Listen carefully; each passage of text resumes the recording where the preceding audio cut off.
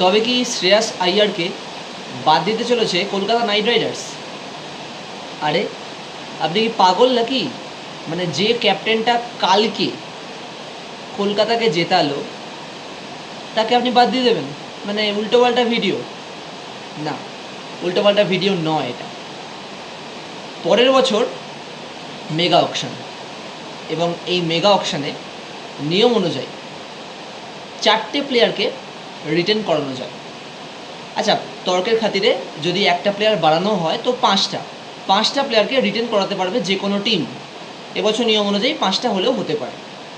তো এবার আপনি বলুন, কলকাতা নাইট রাইডার্স এই 5টা প্লেয়ার কাকে সিলেক্ট করবে? দেখুন, গৌতম গম্ভীর তো আছে, এটা তো একদম confirm. Gautam Gambhir as a player নয়, আমি অবশ্যই প্লেয়ারের কথা বলছি না, অ্যাজ এ কোচ হিসাবে গৌতম গম্ভীরকে শাহরুখ খান রেখে দেবেন বলেছেন। এবার এই 5জন প্লেয়ারকে গৌতম গম্ভীর সিলেক্ট করবেন। আচ্ছা, তো প্রথম দুটো চয়েস একদম মানে পাকাপাকি হিসাবে অ্যান্ড্রু রাসেল এবং সুনীল নারিন হয়ে গেল দুটো প্লেয়ার। এবং 3 নম্বর প্লেয়ারে আপনি মিচেল স্টার্ককে রাখবেন। মিচেল স্টার্ককে আপনি 24 কোটি টাকা দিয়ে কিনেছেন, নিশ্চয়ই একটা বছরের জন্য নয়। তর্কের খাতিরে যদি আপনি মিচেল স্টার্ককে ছেড়েও দেন, কে জানে, বলতে পারে সেই মিচেল স্টার্ক পরের বার 30 কোটির একটা প্লেয়ার হয়ে গেল, হতেই পারে। কারণ এই কোয়ালিফায়ার 1 কোয়ালিফায়ার 2 অনবদ্য পারফরমেন্স।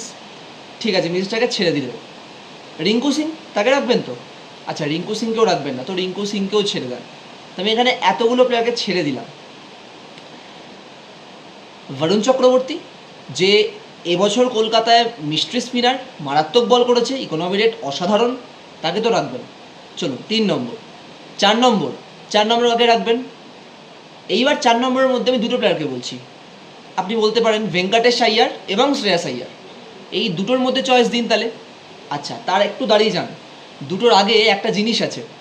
হর্ষিত রানা, যে এবছর 23 বছরের প্লেয়ার, অনবদ্য বোলিং করেছে, তাকে ব্যাক আপ করবে কলকাতা। কারণ কলকাতার যা মেন্টালিটি, যখন অ্যান্ড্রু রাসেল কোনো ফর্মেই ছিলেন না তখন তাকে ব্যাক আপ করেছেন। সুনীল নারিন, আমি ছেত্রী বলতে যাচ্ছিলাম, কোনো ফর্মে ছিলেন না, তাকে ব্যাক আপ করেছেন। হর্ষিত রানা এবছর খুব ভালো বল করেছে, তাকে তো ব্যাক আপ রাখবেই। তাকেও রাখবেন না? নীতিশ রানা, তাকে তো রাখবেন। চলো নীতিশ রানা। এবার শ্রেয়াস আইয়ার ভেঙ্কটেশ আইয়ার মধ্যে আপনার ভেঙ্কটেশ আইয়ার, এবার দুটো স্ট্যাট বলে দিই। ভেঙ্কটেশ আইয়ার এত বছর কলকাতায় খেলেছে, আইপিএলের জন্য কলকাতার হয়ে অনবদ্য পারফরমেন্স করেন টি20-তে, শুধুমাত্র আইপিএলের জন্য। ভেঙ্কটেশ আইয়ার এমন একটা প্লেয়ার যাকে কলকাতা ওপেনারও নামিয়েছিল, সাফল্য এনেছে, যাকে মিডিল অর্ডারে নামাচ্ছে, সাফল্য এনেছে। কিন্তু শ্রেয়াস আইয়ার অনবদ্য প্লেয়ার।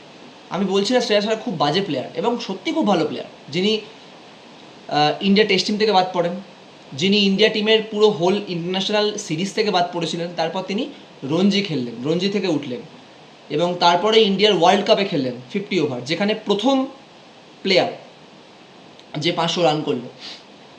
তো আপনি সেই প্লেয়ারটাকে কোনোভাবে বাজে বলতে পারেন না। কিন্তু প্রবলেমটা হচ্ছে শ্রেয়াস আইয়ার এবং টি20, এই যে দুটো ফরম্যাট না একসাথে মেশে না, এই দুজনের মধ্যে ভালোবাসা নেই। শ্রেয়াস আইয়ারের টি20 গেম কিন্তু খুবই উইক, খুবই দুর্বল।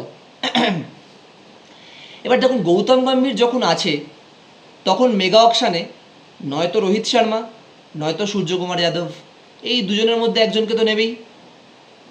কারণ সাফ গম্ভীর বলেছে যে আমি রোহিত শর্মার কে ক্যাপ্টেনশিপ দিতে চাই এই আইপিএলে কলকাতার আগে, মানে জেতার আগে অবধিও বলেছে। অথবা গম্ভীর বলেছে এটাই যে সূর্যকুমার যাদব, যাকে আমরা ছেড়ে দিয়েছিলাম, তাকে আমরা আবার ব্যাক আপ করতে চাই। তো তাকে তো নেবেই এই দুজনের মধ্যে একজনকে। এবার যদি রোহিত শর্মাকে নেয় তবে অবশ্যই শ্রেয়াস আইয়ারকে তো বলতেই হবে। আর যদি সূর্যকুমারকেও নেয় তবুও শ্রেয়াস আইয়ারকে বলতে হবে। তো ব্যাপারটা সেটাই দাঁড়াচ্ছে। এটা খুব শুনতে খুব কটু লাগছে যে যে ক্যাপ্টেন কলকাতাকে 3 নম্বর কাপটা এনে দিল আইপিএলের, তাকে কলকাতা ছেড়ে দেবে, তাকে কলকাতা রাখবে না। কিন্তু এটাই ফ্যাক্ট, এটাই হতে চলেছে। কলকাতা এরকম অনেক প্লেয়ারকে ছেড়েছে যে প্লেয়ারদের, মানে সেই প্লেয়ারটাই জানে না যে তাদের কেন ছাড়া হলো। প্রথম তো সূর্যকুমার যাদব, তখন ইয়ংস্টার ছিলেন, ঠিক আছে। শুভমন গিল, তিনি এখনও বলেন যে আমি জানতে চাই কলকাতা নাইট রাইডার্স কেন আমাকে ছাড়লো।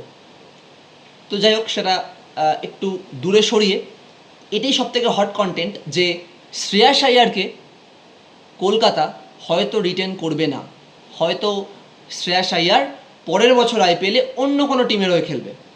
কিন্তু অবশ্যই যে প্লেয়ারটা কলকাতায় কাপ এনেছে এবং নিজে দায়িত্ব নিয়ে 50টি রান করেছে, তাকে স্যালিউট, তাকে অবশ্যই স্যালিউট।